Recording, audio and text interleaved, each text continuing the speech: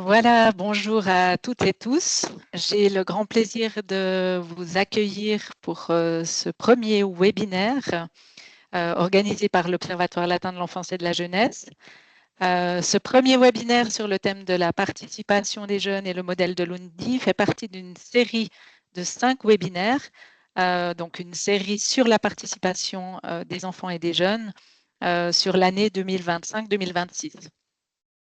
Nous avons beaucoup de chance d'avoir aujourd'hui parmi nous 2 personnes de l'Institut universitaire des jeunes en difficulté du Québec qui nous présenteront ce modèle qu'ils ont traduit en français. 2 personnes qui nous ont été recommandées directement par Laura Lundi, l'auteur du modèle, et qu'on entendra tout à l'heure.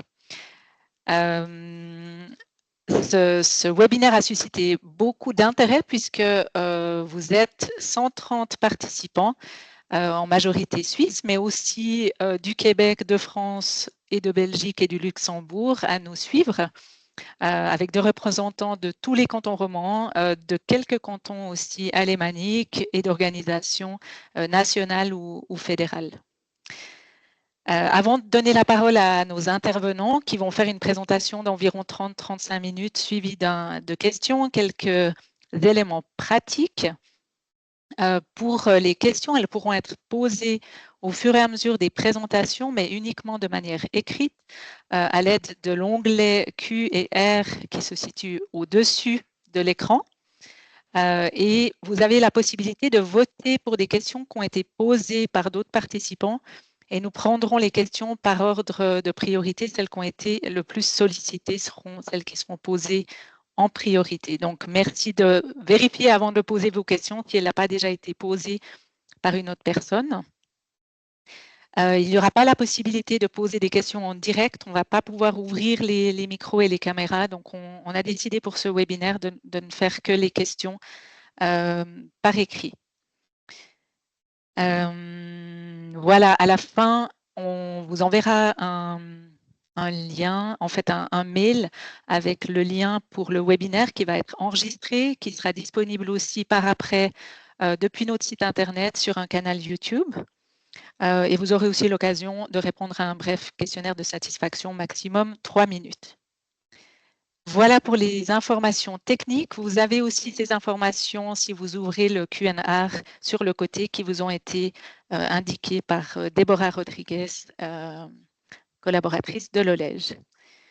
Voilà, sans plus tarder, je vais passer la parole à nos intervenants, Marie-Pierre Joly et Pascal Jobin, et je me réjouis de vous écouter et de vous entendre sur ce modèle de l'UNDI. Merci beaucoup. Bonjour tout le monde. C'est un Merci. honneur pour nous d'être avec vous aujourd'hui pour vous présenter ce modèle, ce modèle de lundi qui est porteur, qui est intéressant, je pense, quand on réfléchit à la question de la participation. Je vais tout de suite essayer de partager mon écran, m'assurer que tout ça fonctionne. Vous devriez voir mon écran. Est-ce que ça fonctionne? Pascal, tu peux peut-être me confirmer? Oui, ça va pour Ça moi. va bien, donc Oui. parfait. Alors, je m'appelle Marie-Pierre Joly, je suis chargée de projet à l'Institut universitaire Jeunes en difficulté et professeure associée à l'Université de Montréal à l'École de travail social. Pascal travaille dans la même équipe que moi à l'Institut universitaire Jeunes en difficulté. On est là ici, on vous présente aujourd'hui, dans le fond, un contenu qui a été développé par plusieurs personnes. D'abord, faire une petite salutation et remerciement aux co-auteurs qui sont là sur la présentation. On est vraiment une équipe. Vous savez, quand on travaille sur la participation, on essaie d'être participatif dans nos façons de faire. Alors, c'est vraiment un travail collectif qui a été fait ici. Toutes ces personnes-là sont impliquées dans une initiative qu'on est en train de démarrer chez nous, qui est une communauté d'intérêt sur la participation. En contexte de protection de la jeunesse principalement. Donc, on essaie de réseauter les gens, de fédérer un peu les énergies, les efforts et de développer, dans le fond, des références communes, si on veut, pour avoir des bonnes façons de travailler, axées sur les meilleures pratiques en lien avec la participation. Donc, on est vraiment en train de démarrer ce travail-là. Puis, c'est dans ce contexte-là qu'on a vu passer certains outils de Lundi, qu'on a contacté Laura Lundi pour faire des traductions. Elle a été extrêmement généreuse avec nous en autorisant qu'on qu'on traduise et qu'on utilise ces contenus-là. Donc, à votre tour, vous allez pouvoir avoir accès au PowerPoint et c'est des contenus que vous pourrez utiliser à votre tour si vous le souhaitez. Là, comme Mme Lundy a été extrêmement généreuse envers nous, on vous rend l'appareil, donc vous pourrez réutiliser ces contenus-là dans vos milieux si jamais c'est utile pour vous. Alors, si on plonge tranquillement, aujourd'hui, ce qu'on vous propose, c'est de passer quand même un petit moment pour définir ce que c'est la participation, parler des enjeux, des défis que ça recommence, que ça représente, pardon. Et évidemment, ben, au cœur de la présentation, ben, on va vous parler du modèle de Lundy, les dimensions, certains exemples d'applications. On essaie d'aller puiser, Pascal et moi, dans des exemples de certains projets dans lesquels on est impliqué pour rendre ça le plus concret possible. Et un petit bout à la fin sur certains mythes à déconstruire, peut-être des défis à relever en lien avec la participation. Et voilà. Donc, ensuite, on se garde un temps de discussion, bien sûr, avec vous. Alors, je cède tout de suite la parole à Pascal là, pour qu'on entre dans le contenu. Oui, merci Marie-Pierre. Merci beaucoup de nous avoir invités. C'est très, très apprécié. C'est le fun de savoir que plein de gens s'intéressent à cette question qui est très, très importante. Madame Lundy en est consciente, évidemment, mais elle a comme défi, je pense, de vouloir faire connaître l'importance de la participation. Son modèle est un outil qui peut nous être utile à cet effet. Donc, pour commencer, je vous parlerai peut-être des définitions que nous avons retenues. C'est toi, Marie-Pierre, qui change les choses. Oui, d'accord. Alors, la participation qu'on a choisie, nous, la définition en fait de la participation qu'on a choisie, elle est de Chikoway, elle date quand même de 2011, mais elle nous semblait assez concrète et assez précise dans la mesure où il nous dit que le processus d'implication des jeunes, donc des enfants également, dans les institutions et les décisions qui affectent leur vie. Donc, le processus d'implication des jeunes et des enfants dans le processus dans les institutions. Donc, c'est très important parce que ça fait un lien avec, en fait, le modèle que Lundy nous propose, c'est-à-dire que son modèle peut nous être utile, évidemment, pour organiser, si on veut, là, dans une institution, le mode participatif. Évidemment, ce qui retient notre attention là, sur cette question-là, c'est pas seulement un événement isolé qu'on crée ou qu'on monte là, en équipe et qu'on se dit, bon, ben, on va cocher cette case qui s'appelle participation, puis ensuite on passera à un autre mandat ou à autre chose. En fait, ce qui nous apparaît vraiment plus une vision participative, c'est de transformer un peu sa façon de faire. C'est une posture différente qu'il faut adopter. La participation, elle est continuelle, elle doit toujours être active, elle doit toujours être dans l'approche que l'on choisit avec les jeunes. On pense que, en fait, le fait de demander l'opinion aux jeunes, c'est très bien, mais le fait d'organiser une manière de faire pour que les jeunes participent et qu'ils voient un impact, une influence sur les décisions qui sont prises et qu'ils constatent que leur participation aboutit à quelque chose, on pense que c'est la réelle participation, en fait. D'une manière, évidemment, c'est en continu tout ça. On est conscient que c'est pas du jour au lendemain qu'on arrive à instaurer quelque chose d'aussi difficile parce que ça demande beaucoup d'efforts. On va voir là, les défis, mais que c'est en continu qu'on vise cet objectif. Donc, l'autre peut-être définition qu'on pourrait nommer aussi, qui est celle de Chikoway encore, c'est la participation implique de reconnaître les jeunes comme des citoyens compétents. Donc, on va y revenir plus tard là, avec les mythes. On va un peu résoudre cette énigme de citoyens compétents. Donc, voilà. Allons-y pour la suite. Participer à quoi plus précisément? Alors, c'est une bonne question parce qu'on peut faire participer les jeunes à plein de choses, mais de quoi on parle? On parle en fait des décisions qui les concernent, hein, les plans d'intervention.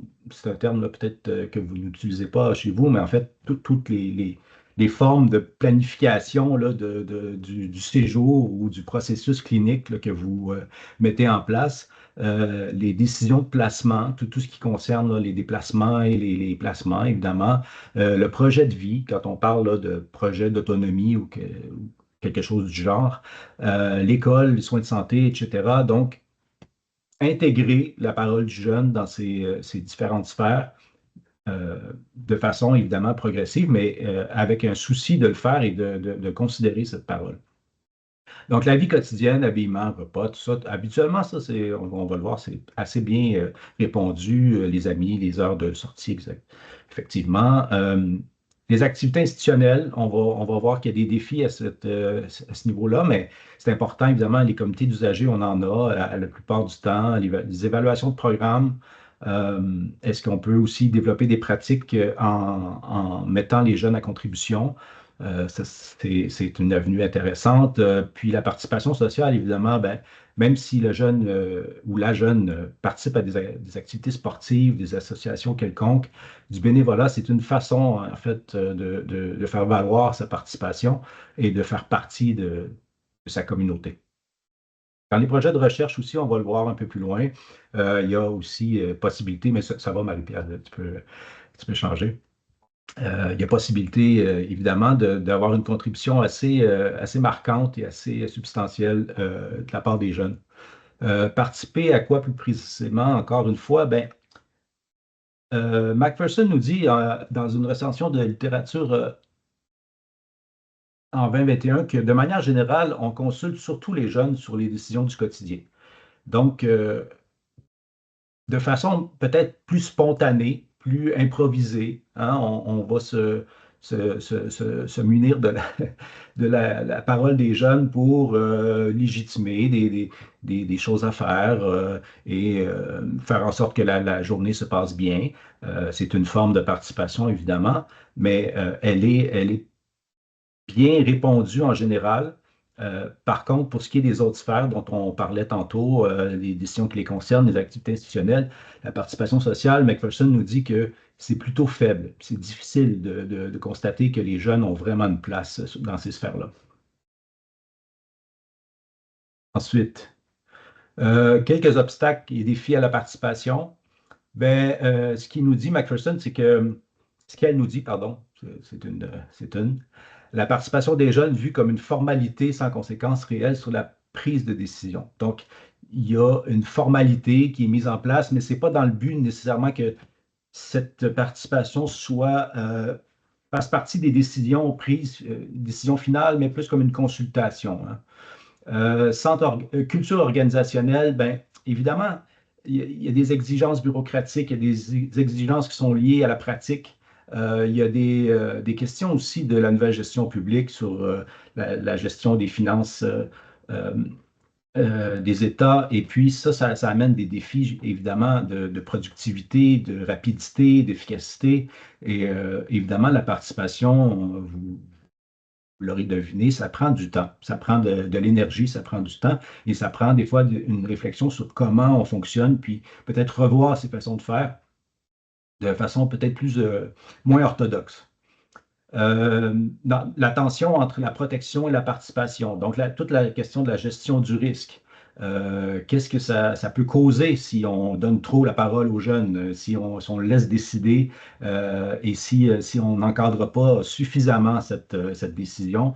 Est-ce qu'il y a des risques pour la personne? Est-ce qu'il y a des risques pour l'entourage, etc. La surcharge de travail, évidemment, comme je fais le lien avec la nouvelle gestion publique, c'est-à-dire que le temps est important, l'efficacité est une priorité souvent, et puis ça devient difficile de faire de l'espace pour la participation. La ritualisation du travail, eh bien, c'est évidemment pour répondre aux exigences de la nouvelle gestion publique, il faut rendre des comptes. Et pour ça, ben, il faut se donner des procédures, des processus, etc. On ritualise le travail et on le rend de façon assez rapidement mécanique, où on ne remet pas nécessairement en question notre pratique, où la pratique réflexive n'est pas mise de l'avant. Et on tombe plutôt dans une ritualisation des pratiques et des façons de faire qui ne sont pas nécessairement adaptées aux individus comme tels, mais plus à une majorité, une généralisation.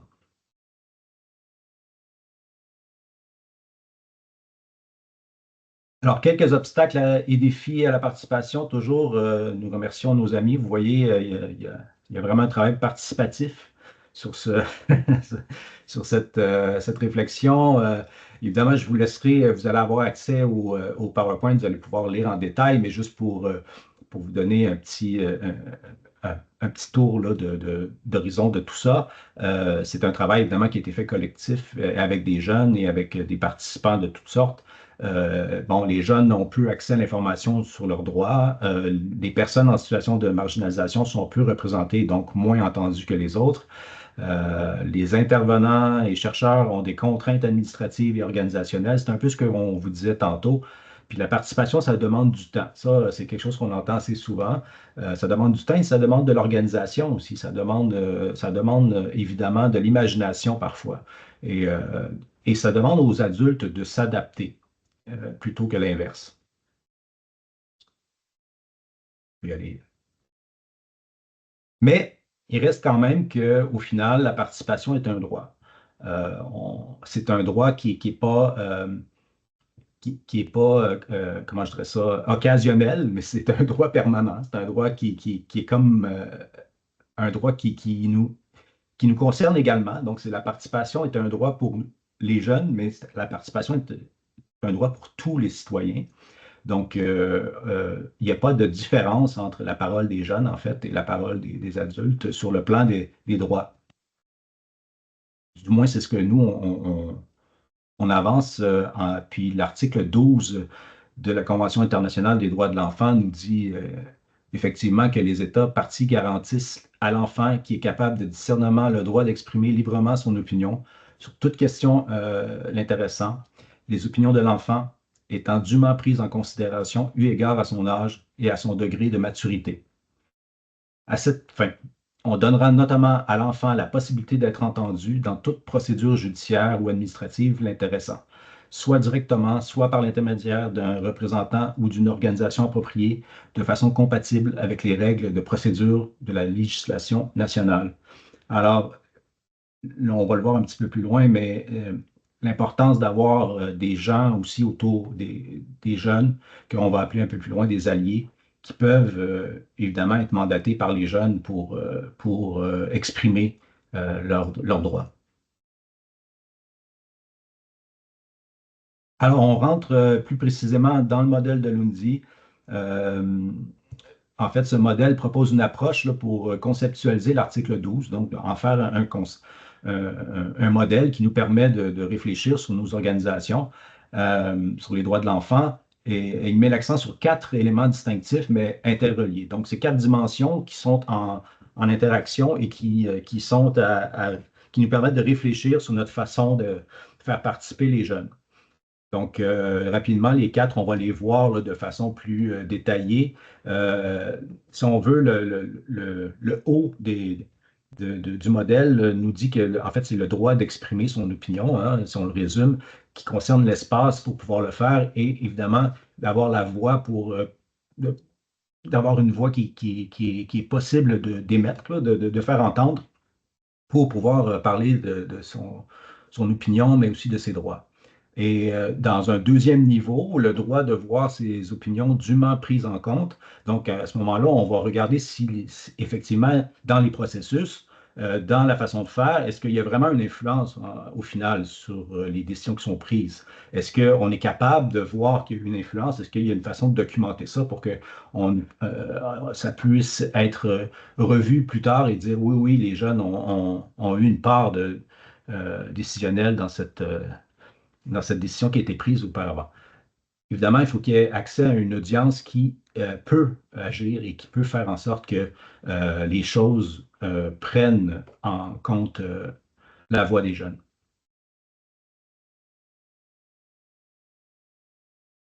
Alors, les enfants et les jeunes doivent disposer d'occasions sécuritaires et inclusives pour exprimer leurs opinions.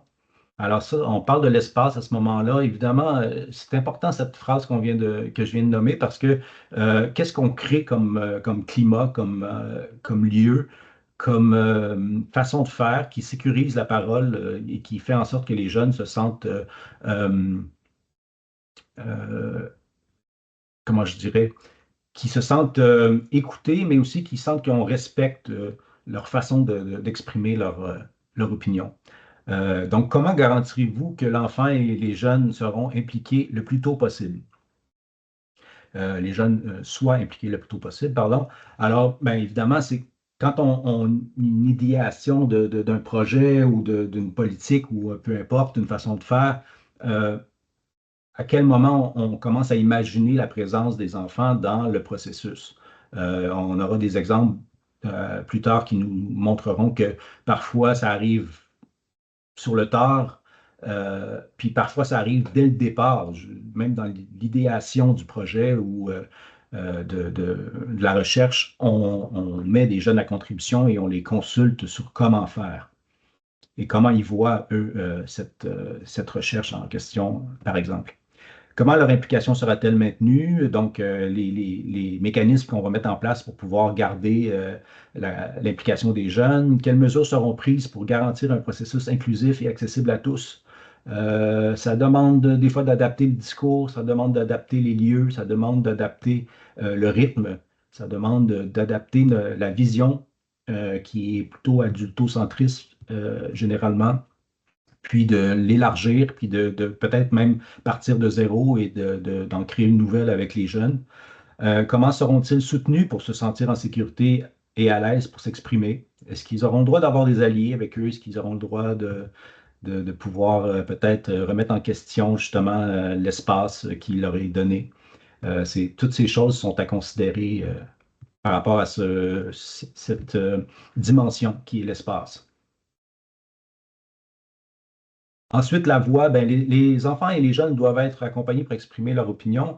Est-ce qu'on établit une liste claire là, des choses là, sur lesquelles on souhaite recueillir l'avis des enfants? Est-ce que c'est clair pour eux? Là, puis est-ce que c'est clair même pour nous que sur tel point, on veut avoir leur point de vue? Comment on va les aider à exprimer leur opinion? Est-ce qu'on va leur fournir des informations qui sont accessibles pour leur âge? Est-ce qu'on va leur fournir des gens qui vont pouvoir les accompagner? Est-ce on va leur fournir des concepts, des mots qui vont être accessibles pour eux? Comment s'assurer qu'ils disposent de plusieurs moyens d'expression adaptés à leurs besoins? Il y a plusieurs façons de s'exprimer. Des fois, même la non-prise de parole est une manière de s'exprimer. La colère en est une également. Il y en a différentes. Qu'est-ce qu'on est prêt à tolérer? Ah, Oh, parfait. Alors, la voix, ensuite, les enfants et les jeunes doivent être accompagnés pour exprimer leur opinion. Alors, je pense que si on l'a vu, Marie-Pierre, on peut peut-être poursuivre. Ouais.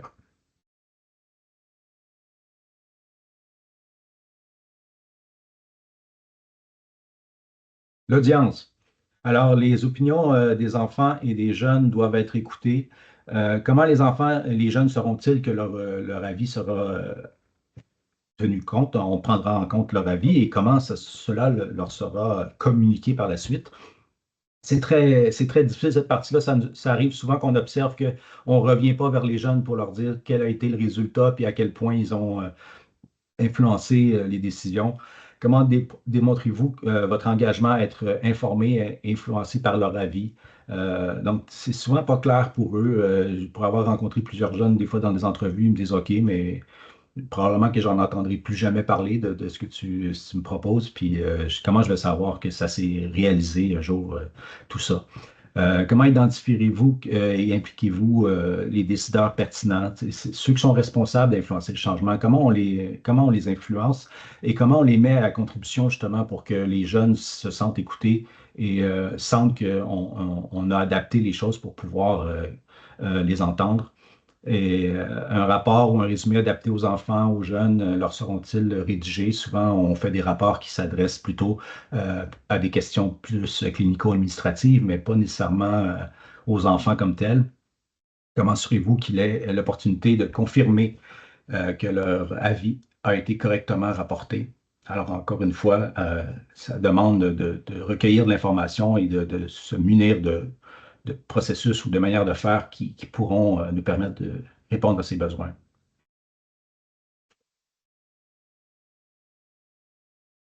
Ces opinions doivent être prises en compte dans les décisions et les actions lorsque cela est approprié.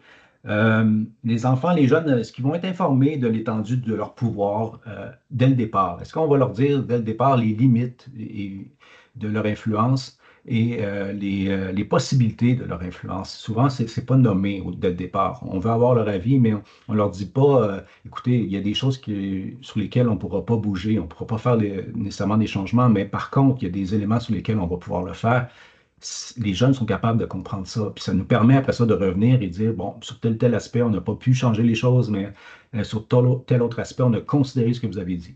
Est-ce qu'ils vont avoir une rétroaction accessible? Est-ce que ça va être adapté à leur âge? On en a parlé un petit peu tantôt. Puis les plans pour vous assurer que les avis des jeunes aient une influence sur la décision. Est-ce que cette parole a été entendue à des moments opportuns où ça a été un peu recueilli de façon en parallèle et rapporté, puis finalement, ça n'était pas intégré dans un processus précis. Donc, évidemment, est-ce qu'après, ils vont avoir eu l'occasion de se prononcer sur le processus, sur la manière de faire? Parce que souvent, ils ont des bonnes suggestions pour améliorer la manière de recueillir leurs paroles. Là-dessus, ils sont très bons.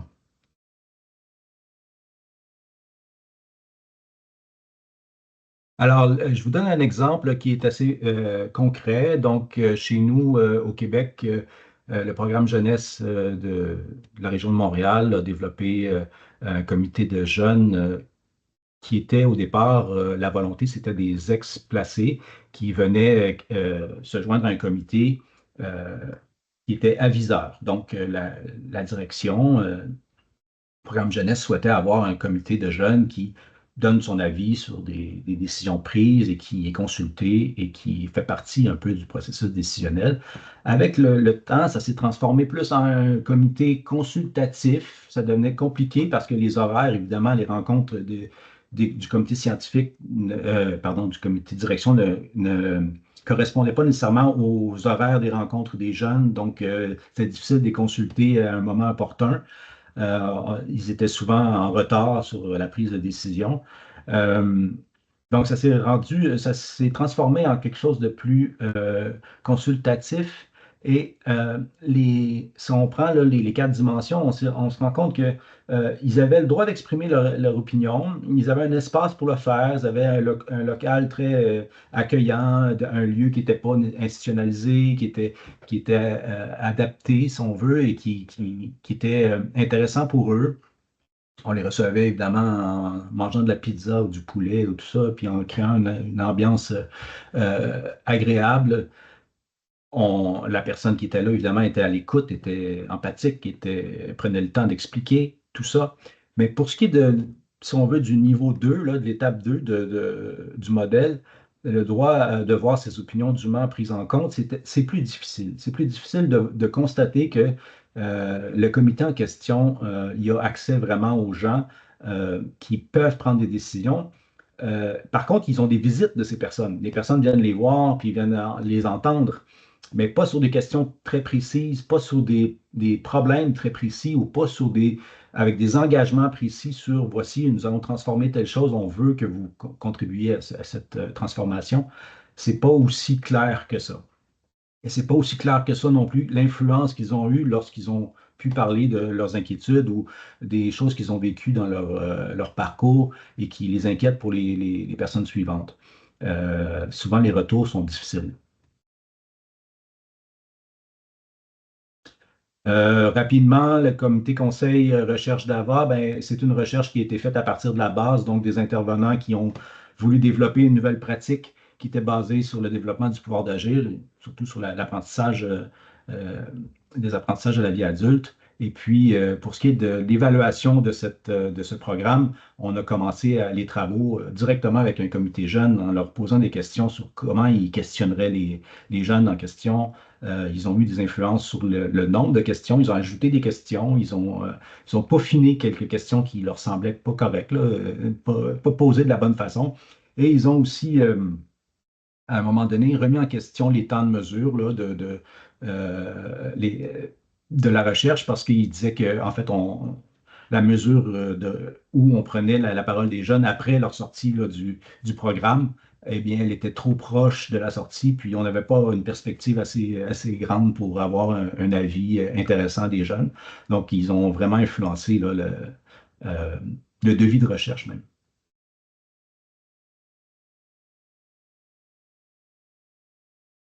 Je prends le relais à partir d'ici. Merci, Pascal. Ça nous donne quand même une bonne idée, les quatre dimensions hein, que Pascal nous a décrit pour le modèle de lundi. Si vous êtes ici aujourd'hui, c'est probablement parce que vous adhérez à ces principes-là, que ce modèle-là probablement vous parle, que vous êtes probablement un allié ou en voie d'en devenir un de ces jeunes-là pour porter leur voix, pour faciliter leur participation. On avait envie, pour terminer la présentation, de vous parler d'un autre petit outil que Lundi a développé qui est l'idée qui est d'identifier certains mythes à combattre, si on veut, en lien avec la participation. C'est cette petite section-là, dans le fond, les mythes de Lundi a été développée dans le cadre d'une présentation que Lundi a donnée à un moment donné, qu'elle a transférée en publication très grand public sur les réseaux sociaux pour donner un peu d'argumentaire aux alliés, aux gens qui veulent promouvoir la participation et qui parfois euh, se frappent à des contre-discours, à des principes où on dit la participation, ben oui, c'est bien, personne n'est contre la vertu, mais est-ce qu'il n'y aurait pas certaines limites dans certaines situations particulières, donc certains freins, si on veut, à la participation. On va vous en présenter 2 aujourd'hui, mais vous voyez sur la diapo ici, là, on a la publication Facebook, on a traduite à l'IUJD. Là, vous allez pouvoir retrouver les 12 mythes. C'est quand même intéressant d'aller les regarder en entier puis de voir comment tout ça peut comment on peut répondre finalement à ces discours-là. Donc, j'avance sans plus tarder pour que vous compreniez un peu de quoi il est question en vous donnant un exemple peut-être sur les visites supervisées en contexte de protection de la jeunesse. Je commence par l'exemple, je vous amène les mythes auxquels on a été confrontés dans ce projet-là tout de suite après. On a travaillé au Québec sur une formation pour les intervenants qui accompagnaient les jeunes en protection de la jeunesse qui devaient vivre des visites supervisées. On appelle ça comme ça au Québec. En France, c'est des visites médiatisées. Il y a peut-être d'autres termes ailleurs. Mais c'est cette idée qu'il y a un risque que l'enfant voit son parent seul, donc il doit avoir un tiers superviseur qui vient, dans le fond, assurer que tout se passe bien, que l'enfant est en sécurité quand il est en contact avec son parent dans les situations de maltraitance, principalement.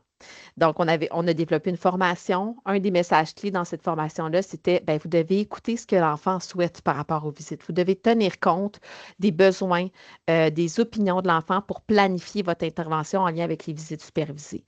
En parlant avec les intervenants qui suivaient la formation, on se rendait compte que ce n'était pas si simple que ça de les entendre et de tenir compte de ce qu'elle allait dire et même dans une étape préalable, de leur expliquer la situation.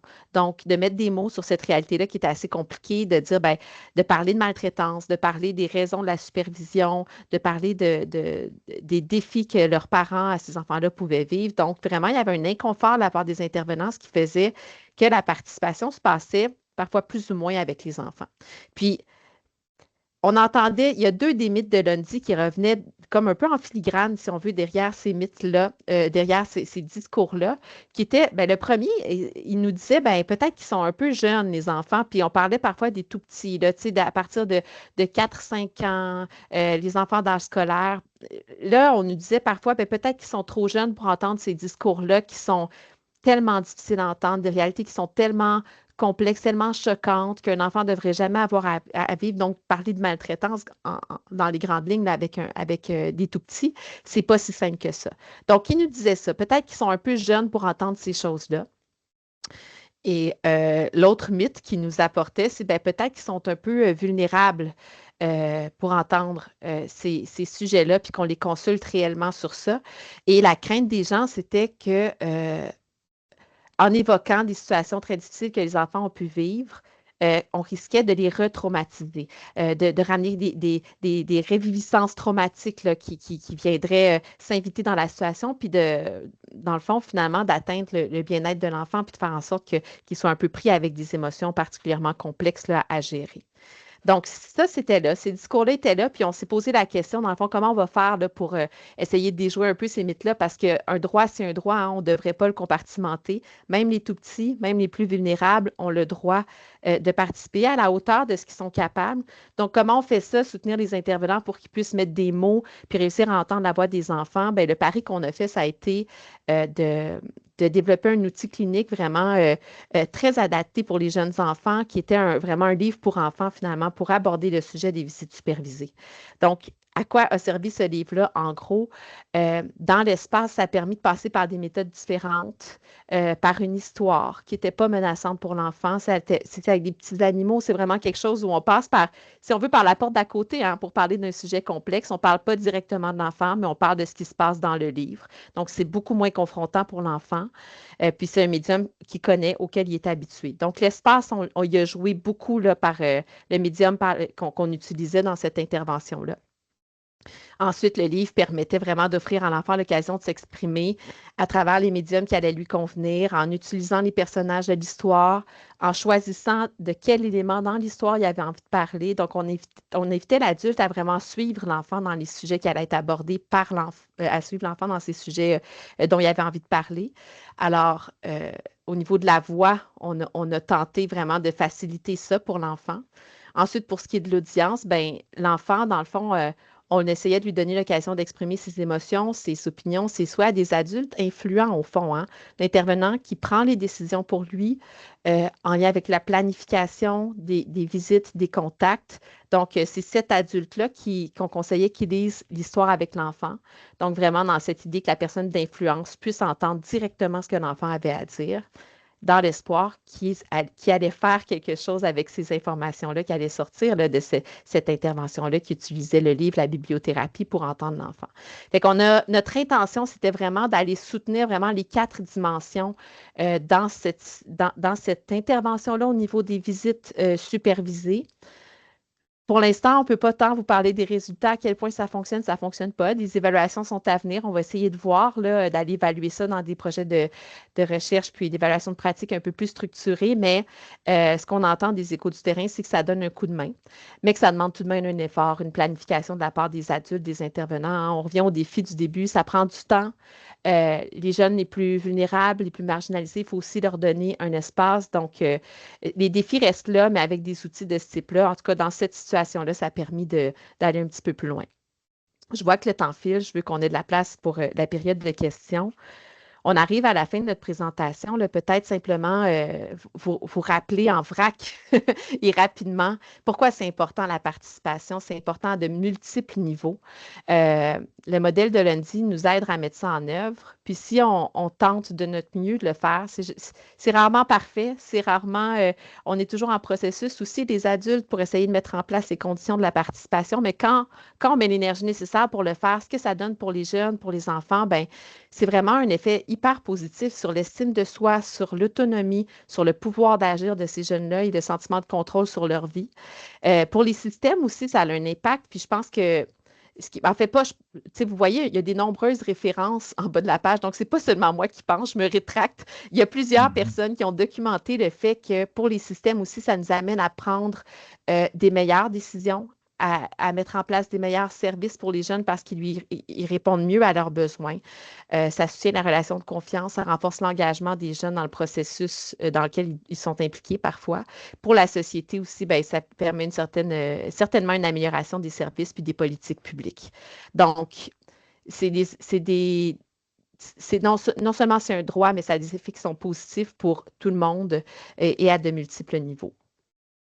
On vous laisse avec certains outils. Vous avez vu dans le PowerPoint, je vous disais que le PowerPoint allait être partagé. Il y a beaucoup de liens, il y a des codes QR, il y a des outils qui sont là, donc vous allez pouvoir avoir accès à tout ça. Sur le site de l'Institut universitaire, on a concentré les outils de Lundy qu'on a traduits. En fait, c'est des outils qui nous viennent de l'Irlande. Là-bas, le gouvernement ont produit des documents très intéressants là, pour rendre opérationnel, faciliter l'utilisation du modèle de Lundy. Alors, vous irez fouiller ça, c'est très intéressant. Ce que vous voyez à l'écran, entre autres, c'est un formulaire de rétroaction clé en main qu'on peut utiliser avec des enfants après une consultation pour voir comment ils ont trouvé ça. Est-ce que, selon les 4 dimensions, ils ont l'impression qu'on avait bien fait, les adultes, pour les consulter? Un autre exemple ici, c'est vraiment aussi un outil prêt à utiliser qui facilite le fait de donner une rétroaction sur ce qu'on a pu faire avec l'opinion des enfants, ce qu'on n'a pas pu faire, en leur expliquant pourquoi on n'avait pu ou pas pu tenir compte de leur opinion. Donc, c'est 2 exemples, mais il y a beaucoup de choses dans cette petite page-là. Alors, on vous invite à aller découvrir tout ça là, pour pour aller plus loin, puis vous lancer, tenter d'expérimenter un peu plus avec le modèle de lundi.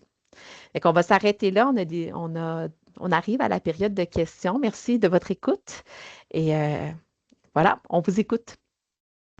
Je vais arrêter le partage peut-être pour qu'on se voit davantage. Et voilà. Merci beaucoup pour cette présentation. Effectivement, il n'y avait Merci. pas un temps énorme, mais ça nous a permis de prendre connaissance de ce modèle et des 4 dimensions, qui est un modèle qui n'est pas forcément connu et très reconnu encore, mais qui permet une bonne manière de se poser des questions sur ces 4 dimensions. Il y a quelques questions qui ont été posées. Donc là, je m'adresse aussi aux participants. N'hésitez pas à continuer à poser des questions ou à voter pour celles qui ont été déjà posées. Et je vais commencer à vous poser les questions qui ont reçu le plus de votes. La première concerne plutôt le contexte suisse. Il n'est pas obligatoire en Suisse pour les professionnels des autorités de protection et des tribunaux qui s'occupent des divorces d'avoir une formation en protection de l'enfant, ni même au minimum pour l'audition de l'enfant. Une formation généraliste suffit, donc en droit ou en travail social, et cela constitue un frein à l'implémentation de la participation et à une participation de qualité. Comment, selon vous, pourrait-on faire pour faire évoluer cette situation? Je peux commencer peut-être, Marie-Pierre, par Oui, vas-y. des exemples peut-être qu'on tente de mettre en place de notre côté, c'est-à-dire qu'on a des formations avec les gens, les avocats, les gens de la justice qu'on met en place. On les a rencontrés pour leur parler de la participation, de l'importance de se familiariser avec des méthodes qui permettent à l'enfant de pouvoir s'exprimer librement. Évidemment, la formation, elle est comme à la base là, un peu là, de la solution pour pouvoir du moins avoir un langage commun. Là, quand on parle de participation, ça devient complexe, mais on a eu une bonne réceptivité. Là. On a été bien reçus là, par les gens qui sont plus du côté du droit. Mhm. Il y a certainement c'est quand même cloisonné entre ces domaines-là, de l'intervention, du social, puis du juridique chez nous. Mais oui, tu sais, je pense qu'il y a des tentatives de rapprochement qui se font de différentes façons. Euh, on entend quand même encore de la part des intervenants, un peu comme ce qui est traduit dans la question, que les intervenants qui accompagnent des enfants, les avocats, en fait, qui accompagnent les enfants et qui les représentent au tribunal, ne vont pas toujours les rencontrer, vont pas toujours au-devant d'eux, prennent pas toujours la peine de s'asseoir avec eux, puis d'utiliser des méthodes qui font en sorte que les enfants vont être à l'aise de leur dire ce qu'ils souhaitent vraiment dans les enjeux qui sont traités au tribunal, puis qui les concernent très, très directement. Donc, chez nous aussi, je dirais que c'est quand même des choses qui sont à travailler. Je pense qu'il y a une conscience grandissante de ces enjeux-là, mais oui, la formation décloisonnée permet que une rencontre plus soutenue entre le social et le judiciaire, je pense que c'est aussi un peu une clé là, pour aller un petit peu plus loin de ce côté-là.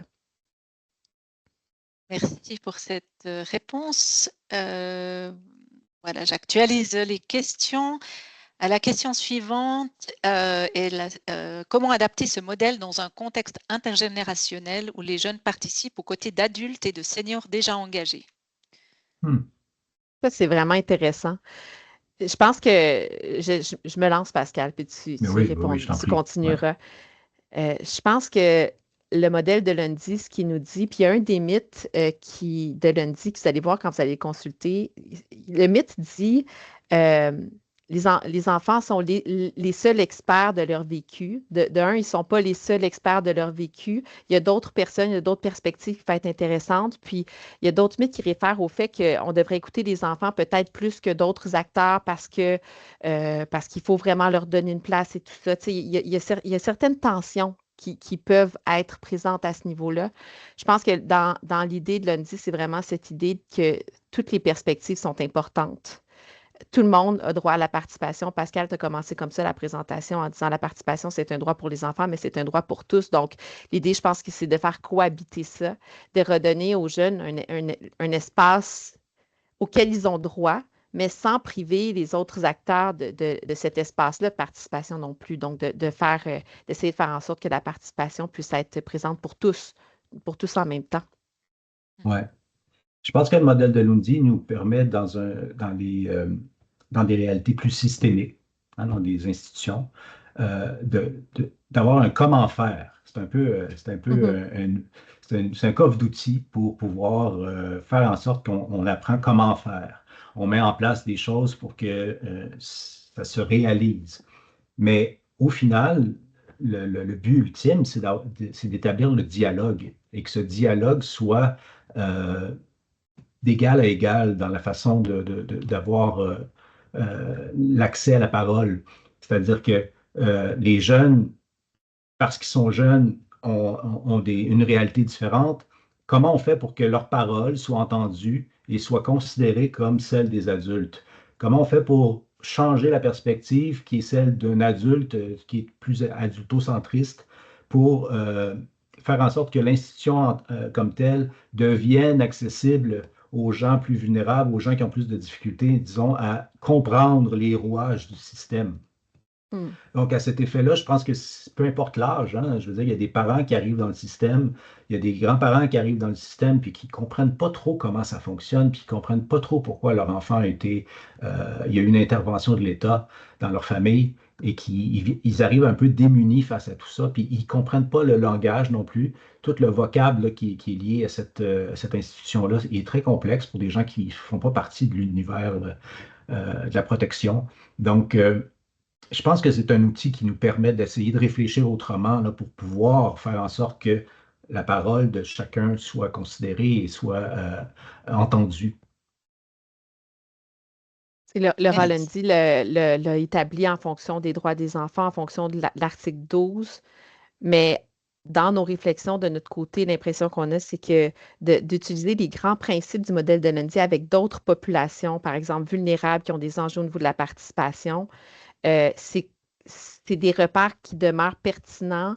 Puis, je ne pense pas qu'on dénature tant que ça les grandes idées du modèle en l'utilisant pour d'autres populations. Donc, je pense que ça peut tout à fait s'adapter à un contexte là, plus intergénérationnel. Merci. Il y a une autre question qui est pas mal plébiscitée et qui est en lien avec un frein qu'on entend souvent en lien avec les risques pour l'enfant. Comment garantir que la parole des enfants ne se retourne pas contre eux dans les procédures judiciaires, notamment si les parents sont informés de leur dire, dans les cas, par exemple, où ils révéleraient des violences intrafamiliales? C'est une grande question. Je pense que on est dans le domaine de la réflexivité, hein, quand on parle de la participation des enfants. On pense à, dans cette situation-là, plus spécifiquement, je pense que l'enjeu qui est à réfléchir, c'est toute la question qu'on évoquait un peu plus tôt dans la présentation de la tension entre la participation et la protection. Comment on assure de donner une voix à ces enfants-là, mais en même temps d'assurer qu'ils demeurent en sécurité. Donc, dans ce cas-là, comment on fait pour s'assurer? J'essaie d'imaginer une situation où ça se passerait par rapport à la question précise qui est posée, mais si l'enfant dévoile une situation familiale où il n'est pas bien, où il est en danger, où sa sécurité est compromise, je pense que il faut l'entendre, il faut prendre acte, il faut faire quelque chose avec ça. C'est extrêmement important. Puis, dans cette situation-là, j'ai l'impression qu'il y a moyen de trouver un chemin pour que la participation et la protection est de pair, on puisse atteindre ces deux objectifs-là ensemble. Puis je pense qu'à ce moment-là, c'est de voir avec l'enfant, peut-être de lui renvoyer la question aussi, de voir à partir de maintenant, qu'est-ce que tu veux qu'on fasse avec ça? Puis après ça, je pense qu'il faut expliquer à l'enfant qu'on a aussi des obligations comme adultes. Amener les enfants à participer, ça ne veut pas dire qu'on va écouter puis qu'on va réaliser tous leurs souhaits et leurs désirs. Ça peut vouloir dire à ce moment-là, si l'enfant nous a dévoilé quelque chose puis qu'il nous dit, ben, j'aimerais mieux que tu t'en parles pas puis que tu fasses rien avec ça. Peut-être que comme adulte, on va devoir lui dire, ben moi, je ne peux pas faire ça. Moi, je suis obligée d'en parler parce que cette situation-là, elle te met en danger. Donc, J'entends ce que tu me dis, je ne pourrais pas tout à fait respecter ton souhait, mais après ça, on va essayer de réfléchir ensemble pour que ça se passe le mieux possible pour toi. Donc, d'être clair avec l'enfant sur ces zones de participation, les zones où il y a des contraintes, par exemple des contraintes légales, comme dans un cas de maltraitance, par exemple, qui serait dévoilé. Donc, je pense qu'accompagner la participation, c'est ça aussi. C'est expliquer à l'enfant, voici le contexte dans lequel on se trouve. Je vais pouvoir tenir compte ou pas de ton opinion, mais on va essayer de faire le mieux qu'on peut ensemble pour avancer, puis continuer d'entendre ce que toi, tu souhaites, puis comment toi, tu aimerais que les choses se passent. Mais j'ajouterai rien, je peux rien dire de plus. C'était parfait. Parfait. Bon, si ça n'appelle pas d'autres réponses, je vous propose la question suivante qui a recueilli 5 suffrages. Selon le modèle de Lundy, quelle stratégie concrète peut-on adopter pour créer un espace où les jeunes se sentent vraiment légitimes à s'exprimer dans les démarches citoyennes locales, comme les contrats de quartier? Il y a une petite parenthèse qui explique ce qu'est un contrat de quartier. C'est un dispositif de participation citoyenne qui permet aux habitants et habitantes de proposer et réaliser des projets pour améliorer la vie de leur quartier. Wow, c'est intéressant. Vous êtes chanceux d'avoir ce genre de mécanisme. Écoutez, je pense que le modèle pourrait être utile pour justement trouver un moyen de faire en sorte que la parole des jeunes soit considérée. Je pense qu'il y a quelque chose à faire, évidemment, comme je le disais au départ de la présentation, au niveau de la posture, puis de l'intention qui est première. La première intention qu'on met de l'avant lorsqu'on consulte, c'est celle de recueillir la parole, mais après ça, c'est de dire, OK, mais c'est de regarder comment on le fait, comment on fonctionne, puis comment on fait en sorte que cette parole soit favorisée, hein, c'est-à-dire qu'elle puisse être entendue. On favorise sa mise en place. Parce que souvent, c'est la manière dont on fonctionne qui fait en sorte qu'on éloigne ou on met à l'écart certaines populations, ou notamment les jeunes. Il y a souvent des mécanismes qui sont responsables du fait que les jeunes ou que même les personnes âgées, tantôt on parlait des personnes âgées, mais disons qu'on élargit un peu la discussion, il y a des populations qui sont éloignées de la manière de fonctionner ou qui ont eu des mauvaises expériences aussi. Ça aussi, faut se le rappeler. Ils ont eu des mauvaises expériences avec les institutions et on a comme une forme de responsabilité à euh, comment je dirais ça, à les rassurer, à les sécuriser sur le fait que leurs paroles vont être entendues et vont être respectées, mais qu'ils sont en sécurité aussi de pouvoir le faire. Ça, je pense que c'est important. Puis le modèle de Lundi, je pense, peut nous aider à cet effet-là. La question de l'espace, il y a plein de choses qu'on peut revoir là, sur notre manière de fonctionner qui peut faciliter justement là, la prise de parole des jeunes. Mhm. La question de l'espace inclut aussi la question d'avoir un lien, une relation, un lien de confiance avec les jeunes qu'on veut solliciter dans la participation, hein.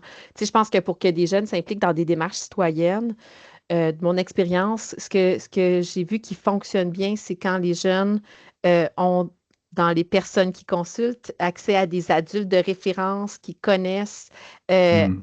avec qui la communication est déjà ouverte, puis avec qui ils ont déjà eu une forme d'entraînement là, où ils peuvent nommer des choses, ils peuvent parler, ils savent que l'adulte va entendre. Donc, l'espace, on peut aussi le voir comme un espace relationnel. Ça fait aussi partie du modèle de Lundy. Je pense que c'est Hmm. une des clés là, qui est à réfléchir. Puis le modèle, quand vous allez aller voir les outils traduits là, sur le site ou les outils originaux, dans les diapos que Pascal a présentés, il y avait des questions pour réfléchir à chacune des dimensions. Bien, ça, c'est des aides-mémoires qui sont développées déjà puis qui existent, qui sont sur le web, qui sont plus élaborées que ce qu'on a montré. Fait que ça montre des questions à Ouais. se poser. Puis je pense que les questions à se poser qui sont dans ces outils-là vont pouvoir absolument servir pour des espaces citoyens de cette nature-là, là. Fait que je pense qu'il y a là des pistes à explorer là, Ouais, tout à pour fait. aller un petit peu plus loin. Oui. Il y en a plus, évidemment, Oui. comme tu viens de le dire, Marie-Pierre, là, nous, on vous en a montré quelques-unes pour faciliter là, la présentation, mais vous allez voir qu'on peut creuser ça un peu plus, ouais. Mhm. Merci pour cette réponse. Je trouve intéressant de voir la notion d'espace, pas seulement comme un espace géographique ou concret, mais aussi Physique. l'espace relationnel. Je trouve cette notion intéressante. Il y a une question qui concerne l'âge. Y a-t-il un âge minimum recommandé pour impliquer des enfants dans un processus de participation? C'est très intéressant, cette question-là de la participation des tout-petits. C'est sûr qu'à partir du moment où les enfants peuvent parler, on ouvre une porte pour la participation. Puis je pense qu'à partir de ce moment-là, on a une responsabilité là, comme adulte de mettre en œuvre tout ce qu'il faut pour entendre ce qu'ils vont avoir à dire, puis leur expliquer dans des mots simples. Tu sais, l'exemple du livre pour enfants tout à l'heure est un exemple de, même avec des tout petits, des 3 ans, des 4 ans, c'est possible de parler de sujets aussi complexes que des visites supervisées en contexte de maltraitance. On peut faire ça. Il faut trouver les bons mots. Il faut être très à l'affût de ce que l'enfant est capable d'entendre, la façon de nommer les choses, puis jusqu'où on va, puis sur quoi on sollicite dans sa participation, mais il y a des possibilités. Après ça, pour tous les tout petits qui ne parlent pas encore, j'ai des collègues qui ont certaines réflexions sur la question où ben là, on peut traduire la participation par le fait d'être extrêmement sensible aux besoins que l'enfant exprime à travers ses comportements. Donc, je pense qu'il y a des vases communicants ici entre la participation puis entre le fait de décoder des besoins exprimés par l'enfant, faire preuve de sensibilité à l'égard de l'enfant. Donc, je pense que peut-être que pour les petits, on peut essayer d'imaginer comment on pourrait s'y prendre là, pour entendre sa voix, mais de façon plus dans ce qu'elle exprime au niveau comportemental, si on veut, puis de voir est-ce que ça lui convient. Tu sais, là, j'essaie de voir pour le contexte, si on ramène au contexte des visites, encore une fois, avec l'exemple que je donnais tout à l'heure, ben, les petits qui n'ont pas encore accès à la parole, ben, on les écoute quand même parce qu'on regarde comment ils réagissent quand ils sont là en contexte pendant la visite. Donc, d'une certaine façon, on continue d'entendre leur voix quand même. Ça demande certains ajustements, c'est sûr, avec le modèle de lundi, là, parce la voix s'exprime tout à fait différemment, mais quand même, je pense qu'il y a quelque chose à réfléchir avec les 4 dimensions du modèle, là. Donc, j'aurais tendance à dire que c'est vrai pour tous les enfants, mais avec une adaptation importante quand on ne passe pas par la parole. Oui, je pense que ça nous ramène au début de la présentation. C'est intéressant, ça fait comme une boucle, cette question. Ça nous ramène à la posture. Hein, c'est une posture différente qui nous permet d'écouter plus que est-ce qu'il a exprimé quelque chose, cet enfant.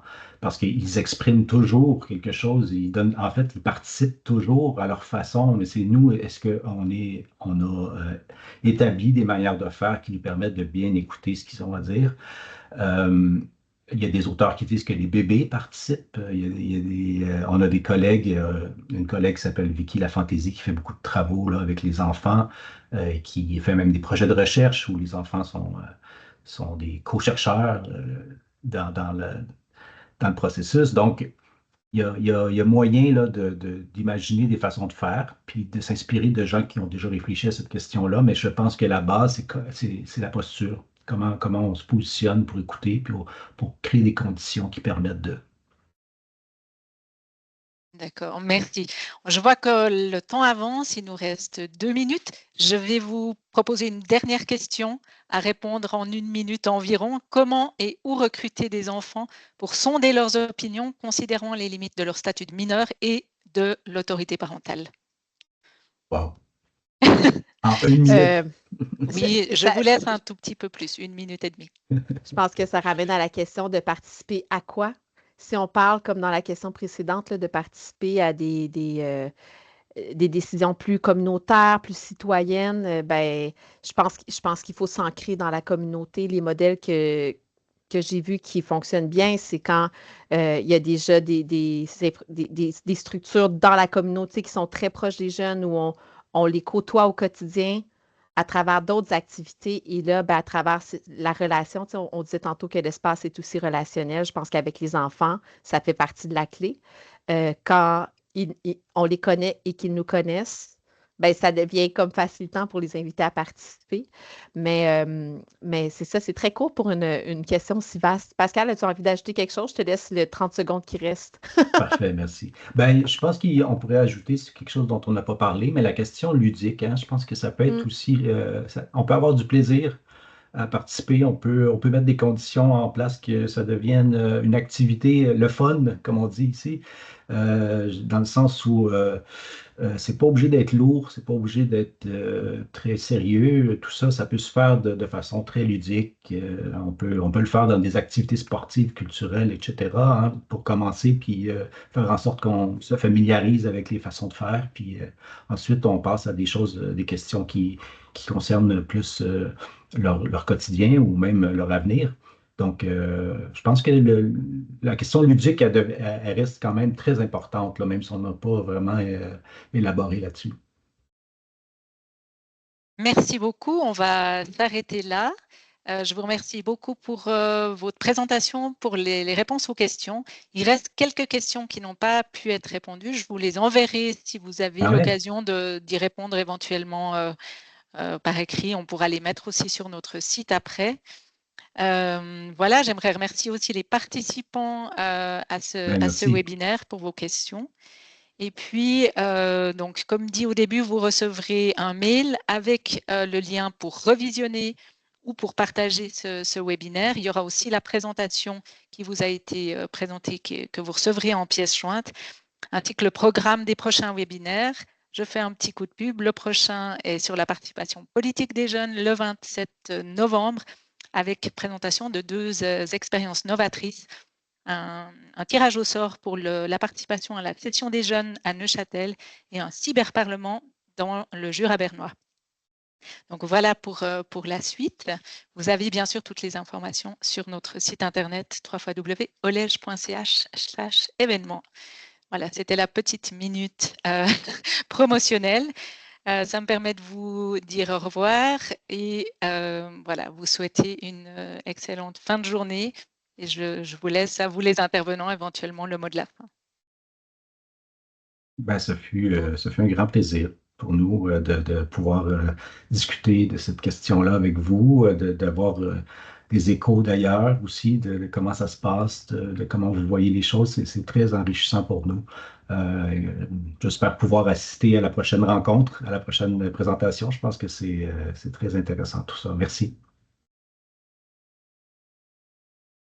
Merci beaucoup. Alors, je vous souhaite une belle soirée et au 27 novembre pour ceux qui veulent bien nous suivre encore. Au revoir. Au revoir.